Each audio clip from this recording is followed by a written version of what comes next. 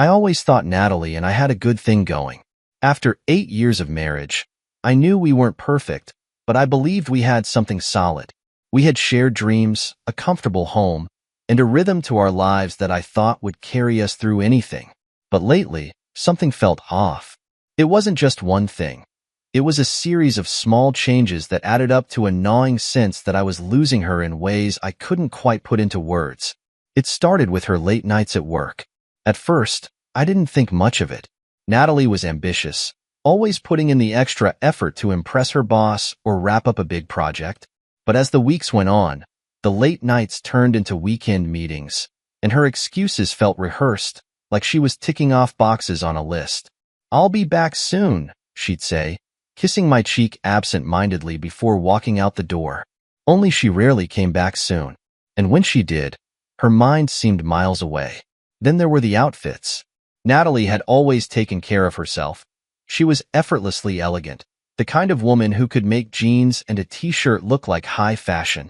But recently, her wardrobe had taken a noticeable turn. Tight skirts, plunging necklines, heels that clicked with purpose against the floor. "It's for work," she'd say when I teased her about it, her smile never quite reaching her eyes. But the real shift came in her behavior around other men. Natalie had always been friendly and outgoing, but now there was an edge to it, a playfulness that felt out of place. At first, I convinced myself I was overreacting.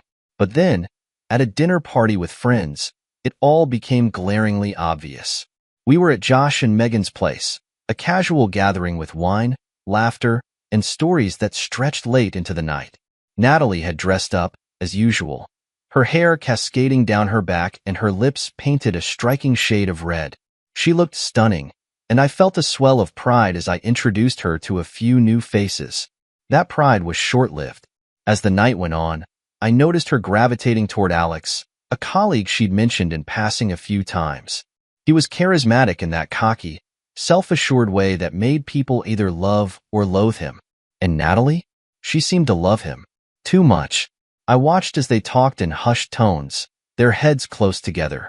She laughed at something he said, a laugh I hadn't heard in months, light, carefree, the kind of laugh that once made me fall in love with her. It cut deep to realize it wasn't for me anymore. Then came the looks. Lingering, loaded glances that spoke volumes. Alex's eyes scanned her with shameless admiration, and Natalie didn't shy away.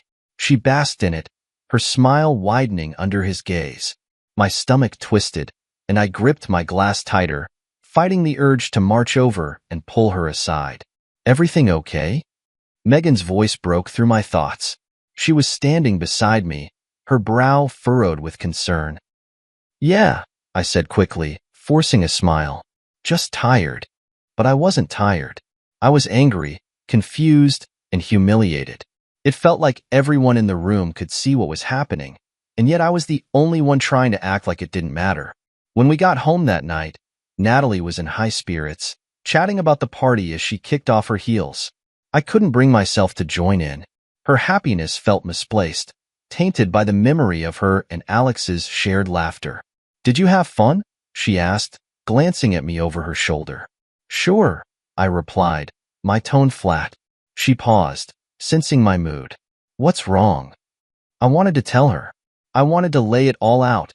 The flirting, the glances, the way she had made me feel like an outsider in my own marriage. But the words wouldn't come. Instead, I shrugged. Nothing. Just tired. She didn't press, and that hurt almost as much as her behavior. Because if she didn't press, it meant she didn't care enough to dig deeper. As I lay in bed that night, staring at the ceiling, I couldn't shake the feeling that something fundamental had shifted between us. Natalie wasn't the woman I married, not anymore.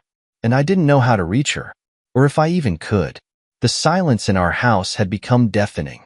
Days passed since that dinner party, and the image of Natalie and Alex laughing together haunted me like a shadow that refused to fade. Every time I closed my eyes, I saw her leaning in close to him, her hand brushing his arm as though they shared a secret world I wasn't part of. I couldn't ignore it anymore. If I didn't address it now, the resentment would swallow me whole. It was a Thursday evening, and Natalie was in the kitchen, scrolling through her phone with that faint, amused smile I hadn't seen in months. Not directed at me, anyway. The kids were at a sleepover, the house unusually quiet. It felt like the perfect, or perhaps the only, moment to bring it up. Natalie, I began, keeping my voice steady. Can we talk? She glanced up, her smile fading slightly. Sure, what's up? I hesitated, choosing my words carefully. I've been noticing some changes lately. You've been distant, spending more time at work, dressing differently, and the way you interact with Alex, it's starting to bother me. Her expression shifted from curious to defensive in an instant. Alex? Are you serious, Ryan? He's just a coworker. It's not just him, I said quickly, not wanting to sound like I was targeting one person. It's the flirting, the late nights, the way you've been pulling away. It feels like I don't matter to you anymore. She set her phone down, crossing her arms. So now I'm not allowed to have friends or enjoy my job without you reading into it. Do you even hear how paranoid you sound? Paranoid? The word stung, but I pressed on. I'm not imagining things, Natalie. You were practically glued to Alex at the party. Everyone noticed. Her laugh was sharp, almost cruel. Oh, so now everyone is involved? What's next, Ryan? Are you going to accuse me of cheating because I wore a nice dress to work?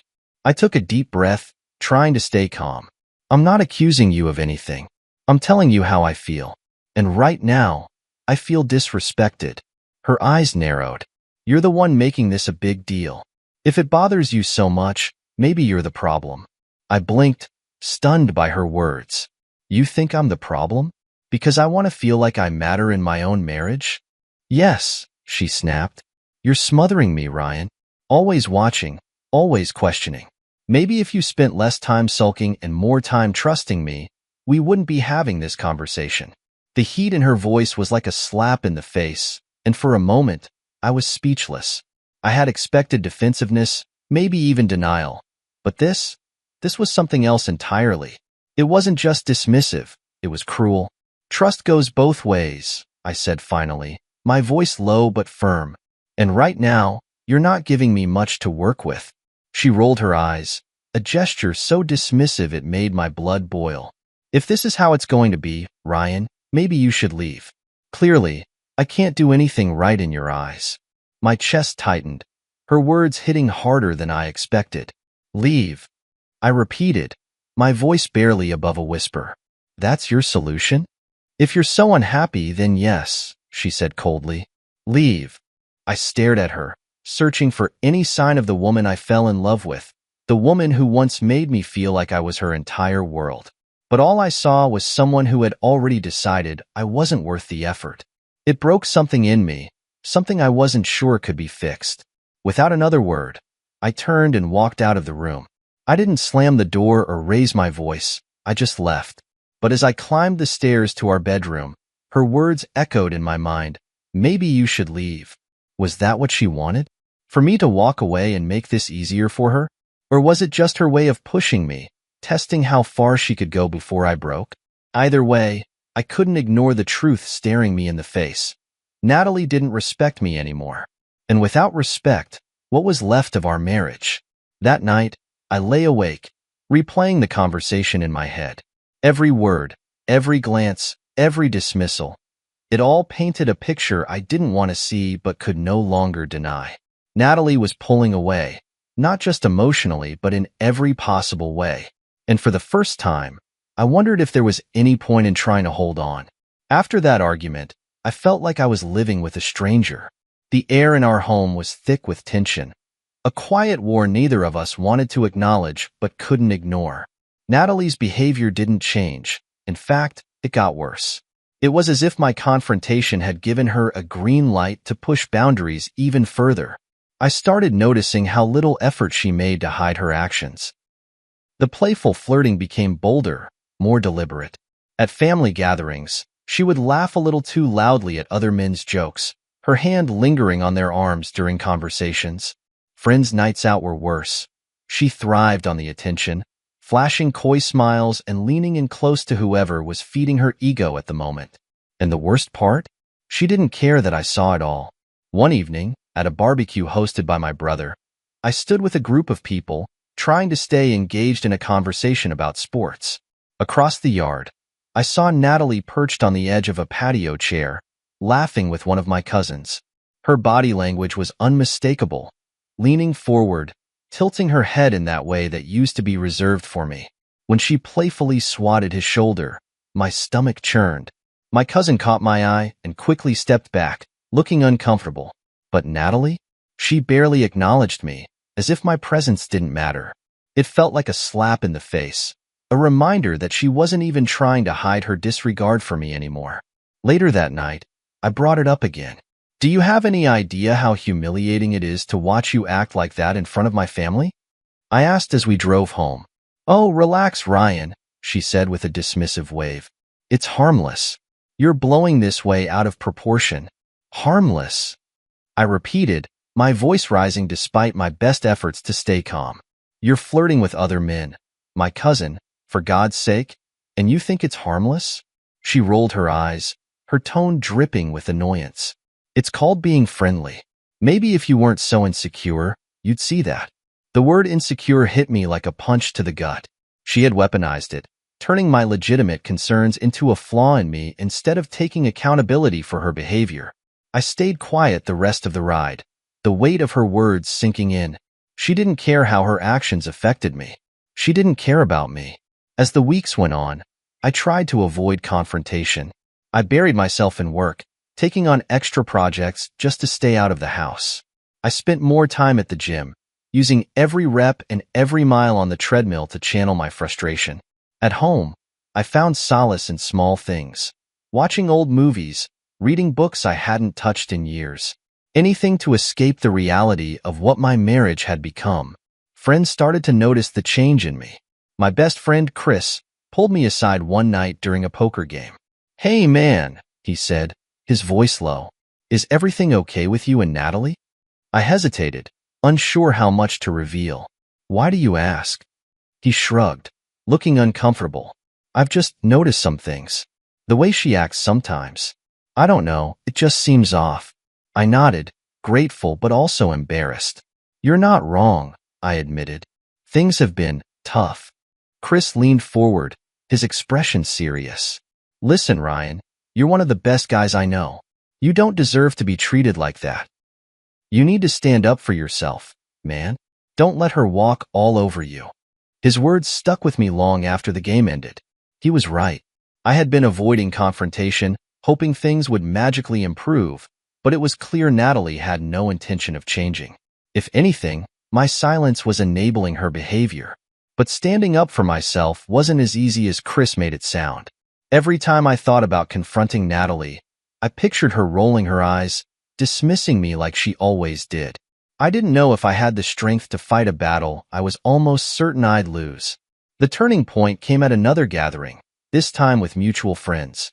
Natalie's flirting reached new heights, her laughter echoing louder than everyone else's, her body language practically screaming for attention.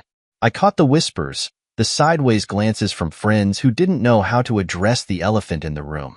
By the end of the night, I felt completely defeated. Natalie had spent the entire evening entertaining other men while ignoring me entirely. The looks of pity from our friends were almost worse than her behavior. I was a joke, a man who couldn't control his own wife. That night, as I lay in bed staring at the ceiling, I realized I was at a crossroads. I couldn't keep living like this, trapped in a marriage where respect was a one-way street. I had to make a choice. Continue pretending everything was fine, or finally stand up for myself, no matter the cost. The dinner party was supposed to be a celebration, a night to unwind with friends, to share laughter and good food. Instead, it became the stage for my humiliation. I didn't know it yet as we walked into the host's house that evening, but this would be the night that everything I'd been holding back boiled over. Natalie looked stunning, as always. She wore a fitted red dress that turned heads as we entered the room. Normally, I'd feel a swell of pride seeing her like that, knowing she was mine. But lately, that pride had been replaced with dread. Who would she flirt with tonight? How far would she push it? It didn't take long to find out. Alex was there, of course. I hadn't expected him to be. It wasn't his crowd, but he had a knack for showing up where he wasn't invited. He greeted Natalie with a hug that lingered a second too long, his hand brushing her lower back. She laughed, a soft, breathy sound that used to be reserved for me. My jaw tightened as I watched them talk, their body language too close, too intimate. "Ryan, come over here," a friend called, snapping me out of my thoughts. I joined a group by the bar, trying to focus on the conversation, but my eyes kept drifting back to Natalie and Alex. They were standing near the window, their heads close together. She was laughing again, her hand lightly touching his arm. It was like I wasn't even there. As the evening went on, Natalie's behavior grew more brazen. She and Alex moved around the room together, their connection impossible to ignore. At one point, she caught my eye and gave me a look that seemed to say, "What? It's nothing." But it wasn't nothing, not to me. The final straw came during the music. Someone turned on a playlist, and people started dancing. I stayed on the sidelines, nursing a drink and watching as Natalie and Alex made their way to the center of the room. She leaned into him, her hands on his shoulders as they moved together to the beat. The way she swayed, the way he held her, it was too much. People around me whispered, their eyes darting between the two of them and me. I could feel the heat of their pity, the unspoken judgments. Poor Ryan, they were probably thinking. Can't even keep his wife's attention. My fists clenched, the glass in my hand trembling. I wanted to storm over there, to drag Alex away and demand Natalie explain herself. But a small, exhausted voice in my head stopped me. What's the point? She'll just deny it. She'll make you look like the crazy one. So I stayed rooted in place, a silent witness to my own degradation. When the song ended, Natalie and Alex finally broke apart, laughing as if they hadn't just put on a public display of their disrespect for me. Natalie caught my eye again, but this time, there was no guilt in her expression, just indifference. On the drive home, the silence was deafening. Natalie stared out the window, humming softly to herself like nothing had happened. My grip on the steering wheel tightened as I replayed the night in my head, every glance, every touch, every laugh. By the time we pulled into the driveway, my anger was simmering just beneath the surface.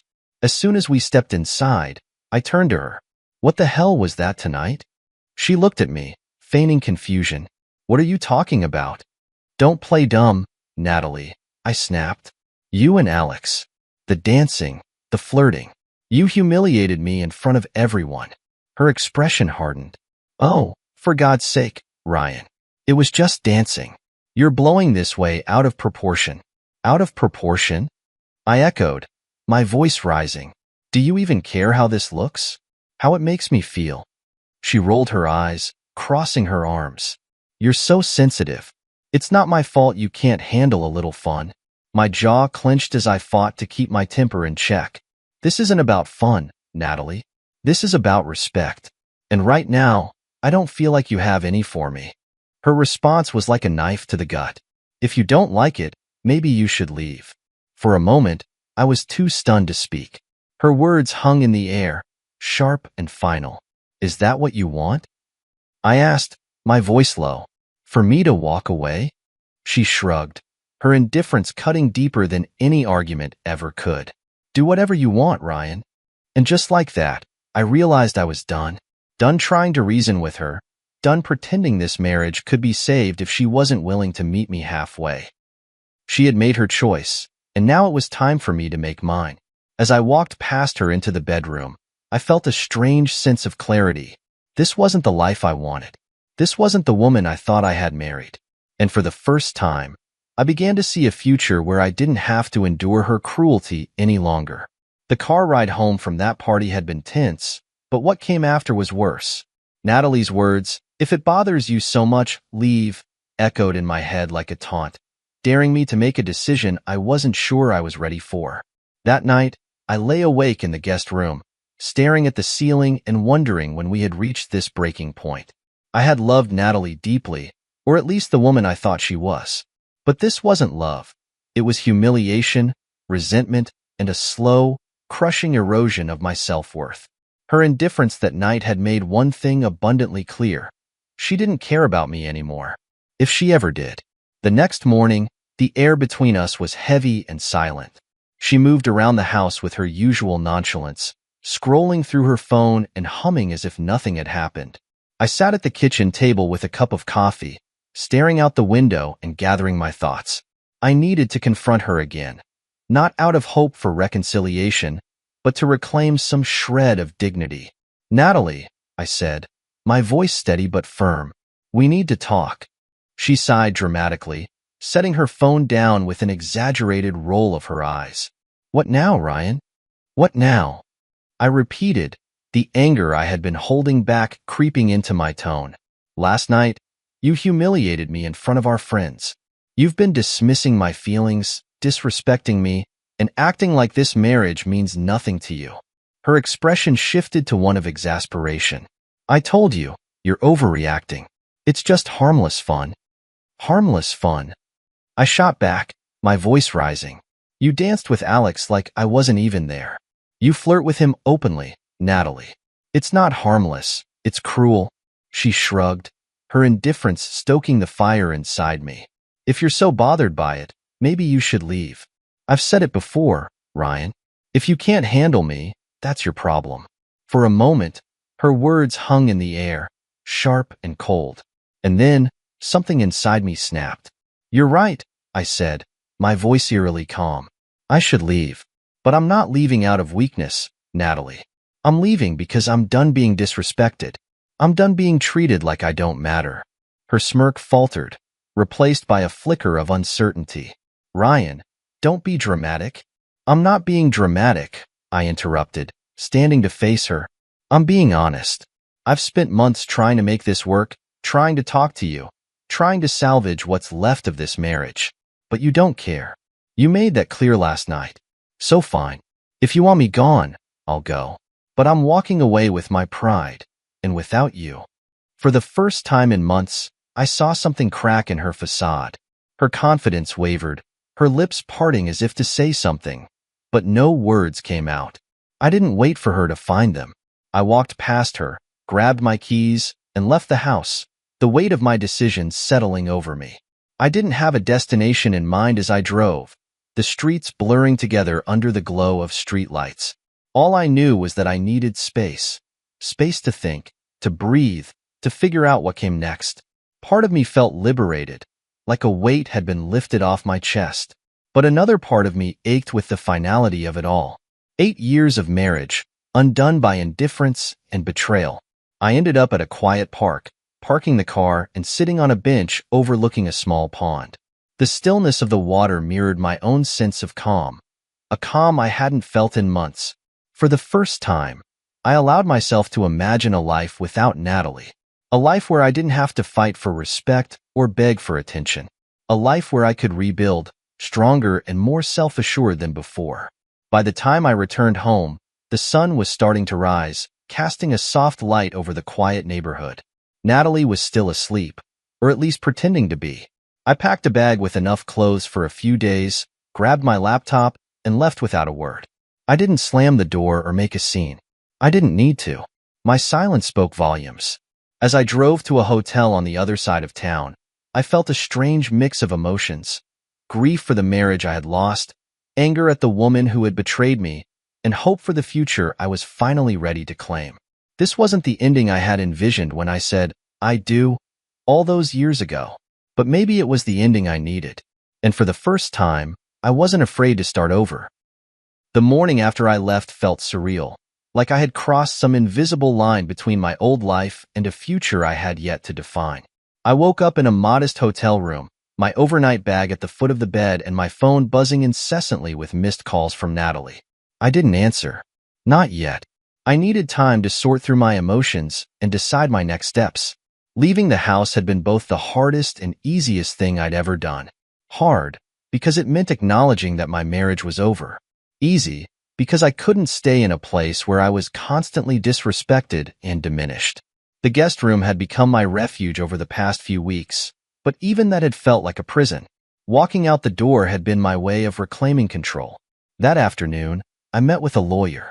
Sitting in the sterile office, surrounded by stacks of legal documents and books on family law, I felt an odd combination of dread and relief. The lawyer, a no-nonsense woman named Amanda, listened patiently as I explained the situation. She's been disrespecting me for months, I said, my voice steady despite the lump in my throat.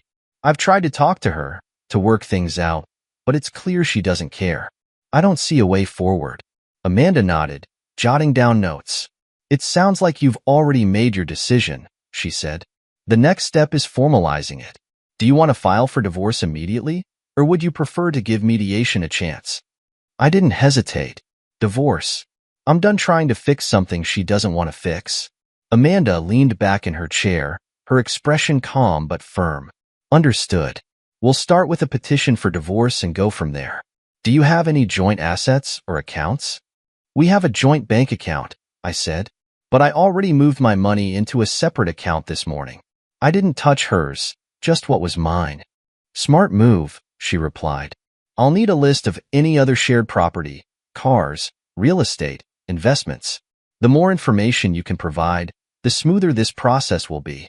As I left her office with a stack of paperwork and a heavy heart, I couldn't help but feel like I was walking away from more than just a marriage. I was walking away from a life I had spent years building, a life that had once been full of love and promise.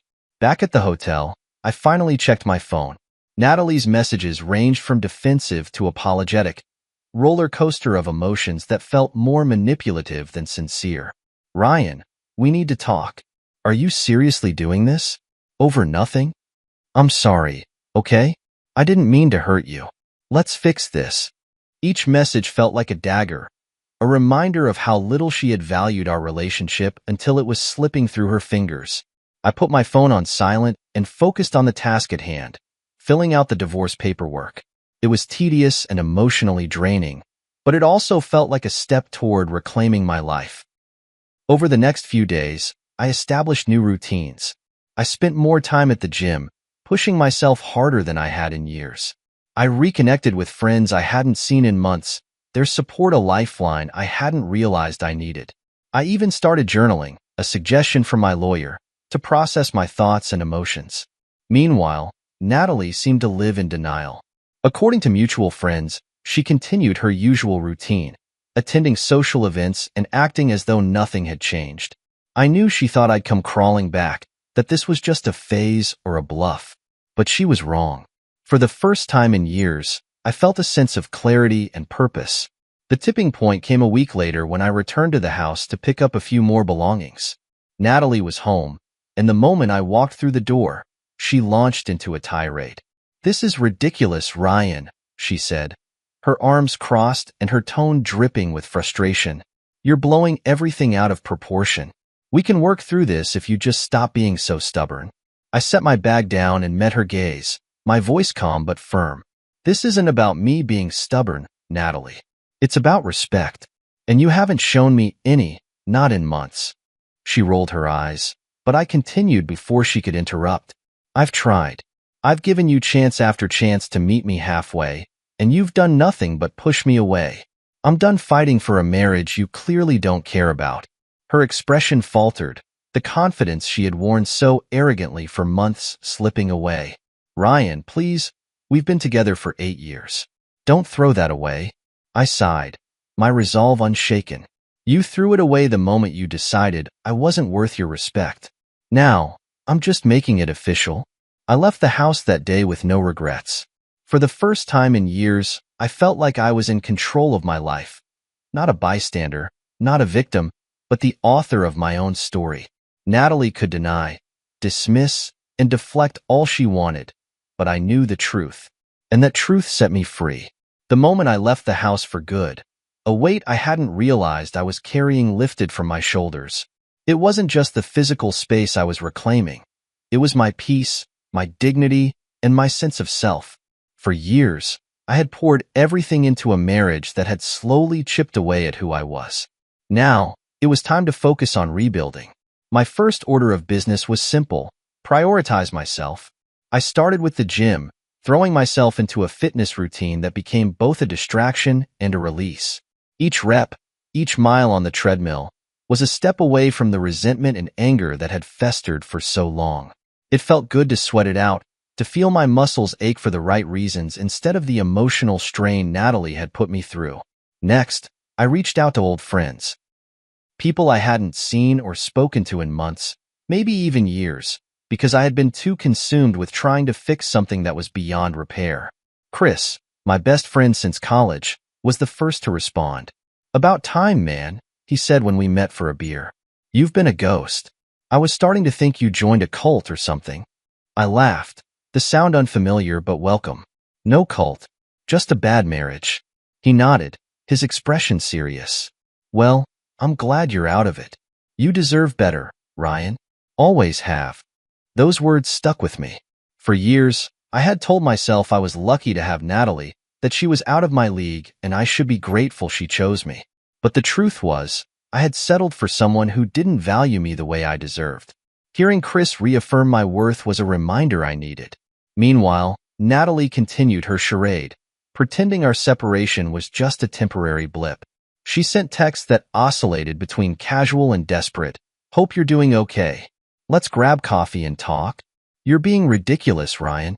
Come home already." I ignored them all. My silence wasn't meant to punish her. It was for my own sanity.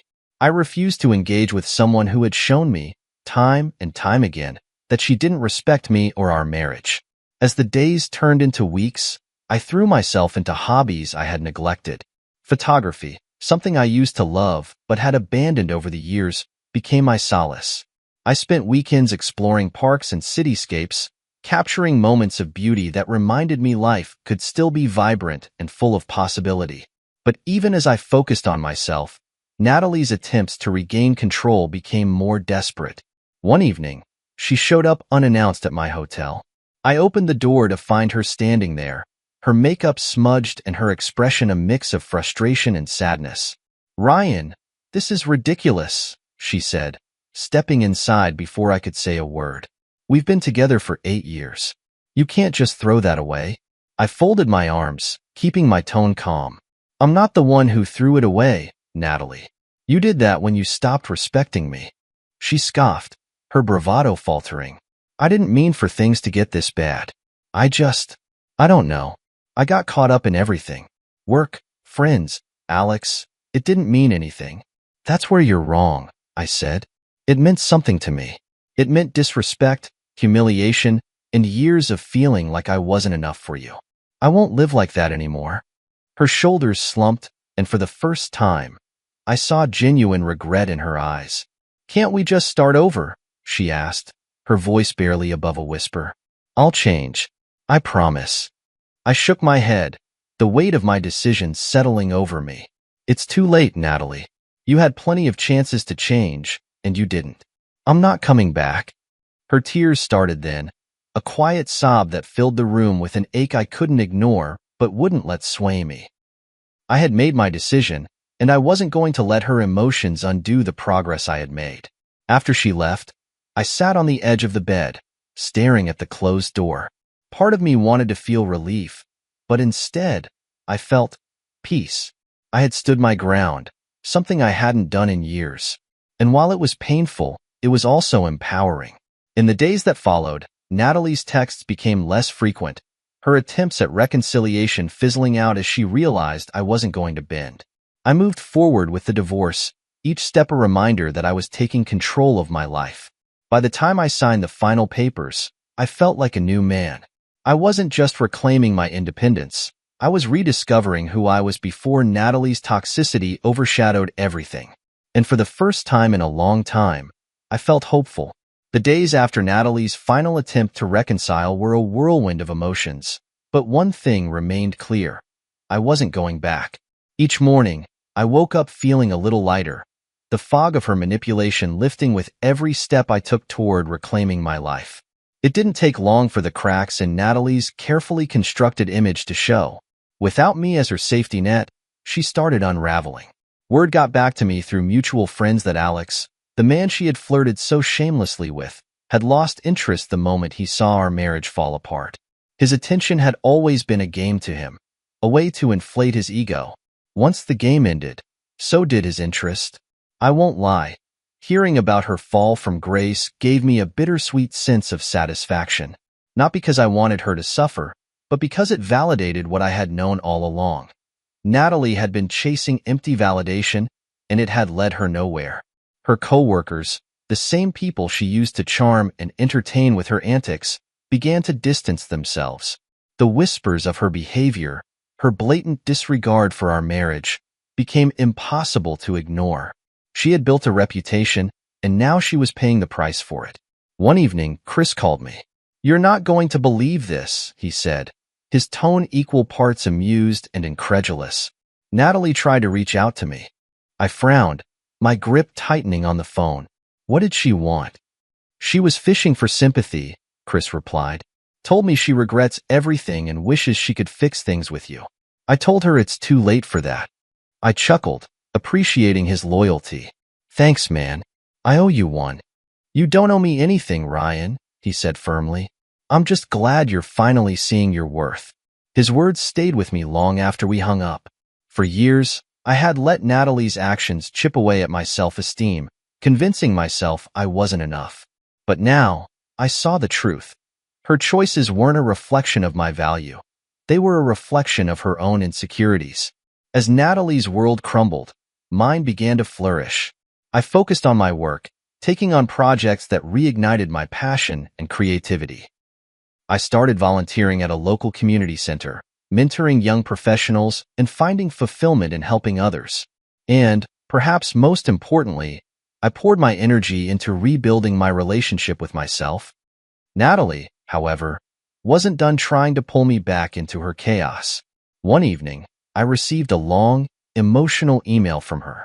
She apologized for everything: her behavior, her words, her neglect. She admitted she had taken me for granted, that she had been chasing something she couldn't even define. "I know I hurt you, Ryan," she wrote, "and I don't expect you to forgive me, but I want you to know that I regret everything. Losing you has been the hardest thing I've ever faced." I read the email twice, my emotions a mix of pity and resolve. Her words felt sincere, but they didn't change anything. She had made her choices, and I had made mine.